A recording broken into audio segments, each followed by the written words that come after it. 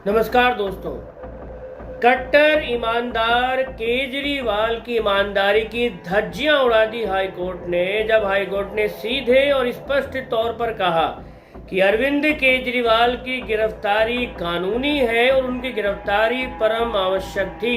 साथ ही साथ हाईकोर्ट ने ये भी क्लियर किया कि ये जो राग अलाप रखा है अरविंद केजरीवाल और आम आदमी पार्टी ने कि मोदी ने करवा दिया, सीन ये है कि मोदी का इससे कोई लेना देना नहीं है।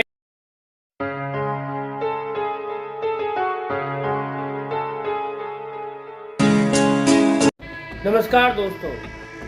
कट्टर ईमानदार केजरीवाल की ईमानदारी की धज्जियां उड़ा दी हाईकोर्ट ने, जब हाईकोर्ट ने सीधे और स्पष्ट तौर पर कहा कि अरविंद केजरीवाल की गिरफ्तारी कानूनी है और उनकी गिरफ्तारी परम आवश्यक थी। साथ ही साथ हाईकोर्ट ने ये भी क्लियर किया कि ये जो राग अलाप रखा है अरविंद केजरीवाल और आम आदमी पार्टी ने कि मोदी ने करवा दिया, सीन ये है कि मोदी का इससे कोई लेना देना नहीं है। ये टक्कर मोदी वर्सेस केजरीवाल की नहीं है, ये टक्कर ईडी वर्सेस केजरीवाल की है। और ईडी एनफोर्समेंट डायरेक्टरेट पैसों की हेराफेरी के मामले ही देखती है, तो सीधे सीधे ये मामला ईडी वर्सेस केजरीवाल का है। तो कोर्ट ने जो बातें कही वो वाकई में आम आदमी पार्टी के उन सारे दावों को सिरे से खारिज करती है, जिसमें न जाने कब से इन लोगों ने माहौल बना के रखा हुआ है कि भाजपा की जो केंद्र की सरकार है वो ऐन चुनावों के पहले जो है मुख्यमंत्री केजरीवाल की गिरफ्तारी करवाती हैं ताकि वो लोकसभा चुनाव में जो है प्रचार ना कर सके, क्योंकि एकमात्र अरविंद केजरीवाल ही थ्रेट है नरेंद्र मोदी के लिए। क्या भांग पी के भाषण देते हो क्या? नरेंद्र मोदी से अपने आप को कंपेयर करने से पहले भाई साहब आप ये तो देख लो, नरेंद्र मोदी और तुम में कोई कंपैरिजन ही नहीं है।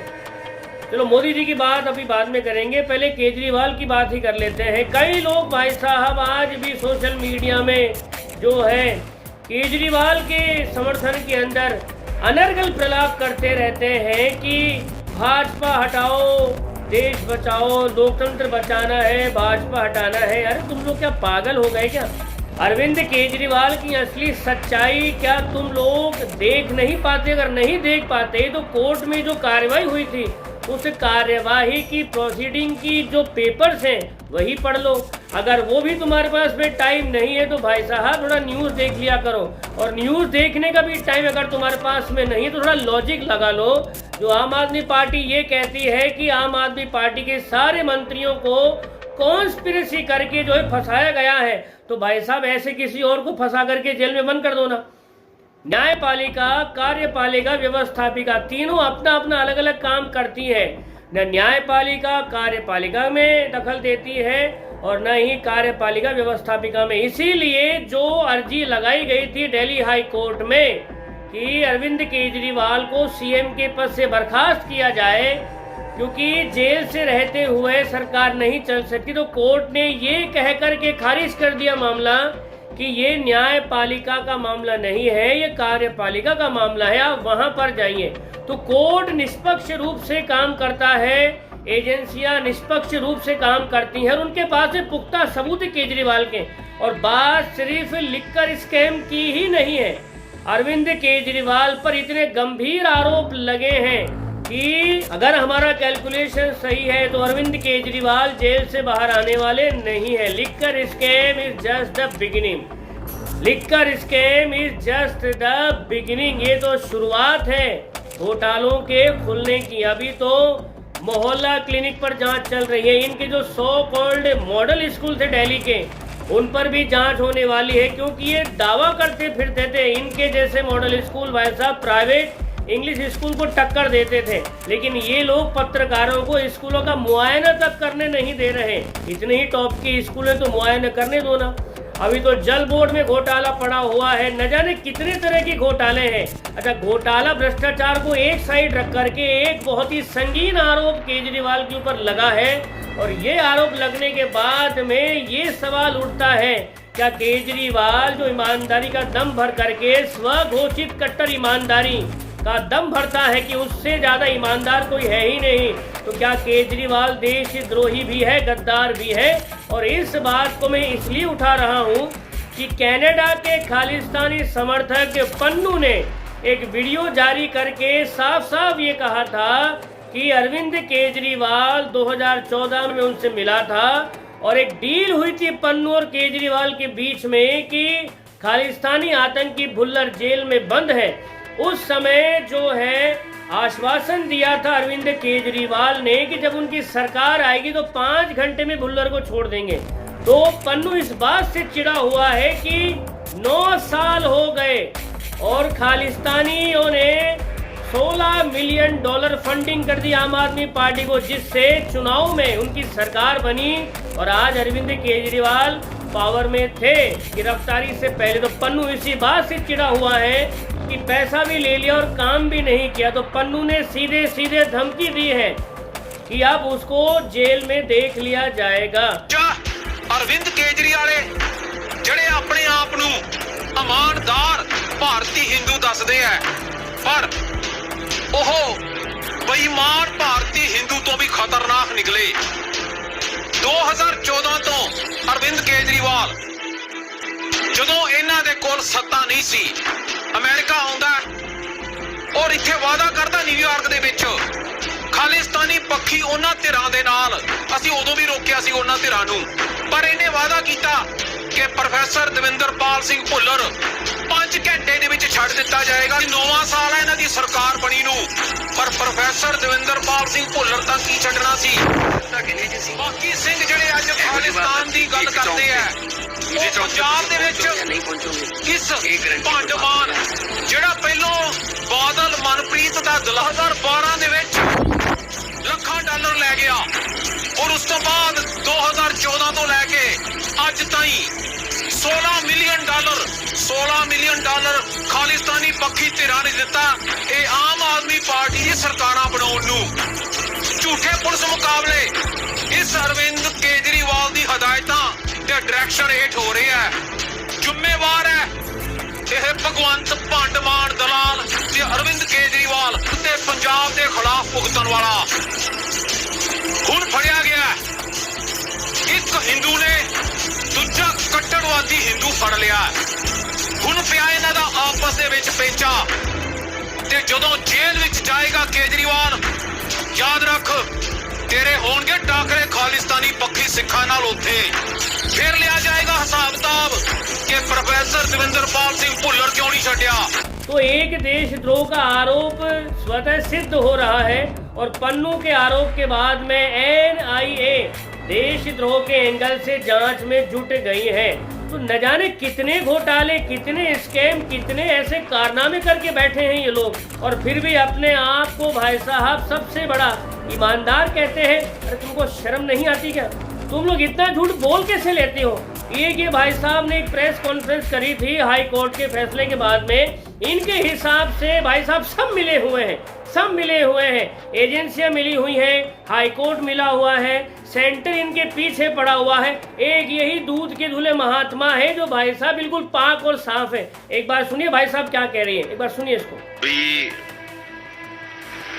माननीय उच्च न्यायालय का फैसला अरविंद केजरीवाल जी के मामले में आया है, लेकिन जैसा पिछले कई दिनों से लगातार मैं कह रहा हूं, मैं फिर उस बात को दोहरा रहा हूं पूरी मजबूती के साथ और जिम्मेदारी के साथ कि ये पूरा का पूरा मामला भारत की राजनीति में आजादी के बाद से लेके सबसे बड़ा राजनीतिक षड्यंत्र है। एक गहरी साजिश के तहत यह मामला बनाया गया है और इस मामले के पीछे किसी घोटाले की जांच का मकसद नहीं है। दिल्ली की प्रचंड बहुमत से चुनी हुई अरविंद केजरीवाल को गिराने और खत्म करने का मकसद है। पंजाब की प्रचंड बहुमत से चुनी हुई सरकार को गिराने और खत्म करने का मकसद है। आम आदमी पार्टी की बढ़ती हुई ख्याति को और राष्ट्रीय पार्टी का दर्जा 10 वर्षों में हासिल करने की उपलब्धि को खत्म करने की कोशिश है। क्योंकि शराब घोटाला तो भारतीय जनता पार्टी ने किया है, वहां तो मनी ट्रेल मिल गया, 60 करोड़ का मनी ट्रेल मिल गया। ये कहते हैं कि लिकर स्कैम का किंगपिन जो है नरेंद्र मोदी है। बड़ी अच्छी बात है भाई साहब, नरेंद्र मोदी है। ये कहते हैं कि उनको मनी ट्रेल मिल गई है। इलेक्टोरल बॉन्ड के जरिए जो पैसा आया है भाजपा के पास में, वो पैसे का मनी ट्रेल इनके पास में है। तो भाजपा ने घोटाला किया है, भाजपा ने घोटाला किया है और लिकर स्कैम का किंगपिन नरेंद्र मोदी है। अरे भाई साहब, अगर आपके पास में मोदी के अगेंस्ट में मनी ट्रेल का कोई सबूत है, अगर कोई ऐसा डॉक्यूमेंट, तो सीधा मीडिया में चिल्लाने की क्या जरूरत है? सीधा कोर्ट में जाइए, उनके अगेंस्ट में केस करिए, और अगर सबूत में कोई दम होगा, आपके आरोप में सच में कोई दम होगा, तो इस देश में कोई कानून से बड़ा नहीं हो। इस देश में कोई कानून से बड़ा नहीं है, चाहे प्रधानमंत्री हो चाहे मुख्यमंत्री हो। लेकिन बात इतनी सी है कि खाली आरोप लगाना है, सिद्ध कुछ करना है नहीं, बस माहौल तैयार करना है। कोर्ट में इनके खिलाफ जो कहा जाता है, बाहर आकर मीडिया में कुछ और ही बकते हैं। पब्लिक को खाली इन्होंने भाई साहब पागल बनाने का काम कर रखा है। बस पागल बनाओ, झूठ पे झूठ, झूठ पे झूठ, झूठ पे झूठ बोलते रहो। अरे भैया, कोई तो सीमा रखो, थोड़ी तो शर्म रखो। आम आदमी भाई साहब पागल हो चुका तुम्हारे झूठों से। और ये जो संजय सिंह बार बार एक ही बात बोलता है, नरेंद्र मोदी नरेंद्र मोदी। भैया, तुम लोग जो है बेल पर बाहर आए हो, तो कहीं ऐसा ना हो कि सुप्रीम कोर्ट स्वतः संज्ञान लेकर के तुम्हारी बेल खारिज करके तुम्हें वापस सलाखों के पीछे भेज दे, और फिर तुम वहां से छाती पीट पीट करके चिल्लाओ, अरे यार हमको तो फिर मोदी ने जेल भेज दिया। असल में मसला मोदी का और केजरीवाल का है ही नहीं, असल में मेन मसला है भ्रष्टाचार और केजरीवाल का। आम आदमी पार्टी कोई राजनीतिक संगठन नहीं है, ये कहना है कोर्ट का। कोर्ट ये कह रहा है आम आदमी पार्टी राजनीतिक संगठन नहीं है, बल्कि ये एक कंपनी की तरह काम कर रही थी। लिकर स्कैम में केजरीवाल खुद मुख्य भूमिका में थे, प्राइवेट शराब कारोबारियों को लाभ देने के लिए, और वो मुख्य रूप से एक्टिव थे। जो हवाला से पैसा आया, उस पैसे को ठिकाने लगाने के लिए वो खुद जिम्मेदार है।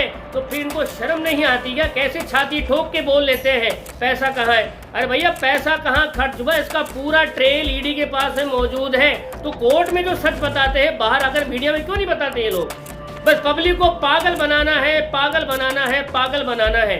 तो ऐसा है, चुनावों का रेफरेंस लेकर के झूठ बोलना बंद करो, क्योंकि अब ईडी आम आदमी पार्टी को भी दोषी बनाने वाली है लिकर स्कैम में।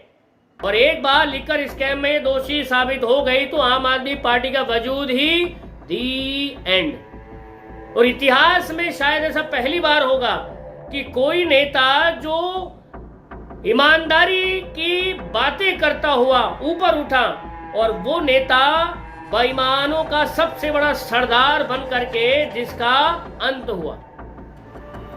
तो दोस्तों, आज की वीडियो में इतना ही लूंगा। मैं आपसे फिर मिलूंगा मेरे नेक्स्ट वीडियो में। तब तक आप खुश रहिए, मुस्कुराते रहिए। जय हिंद।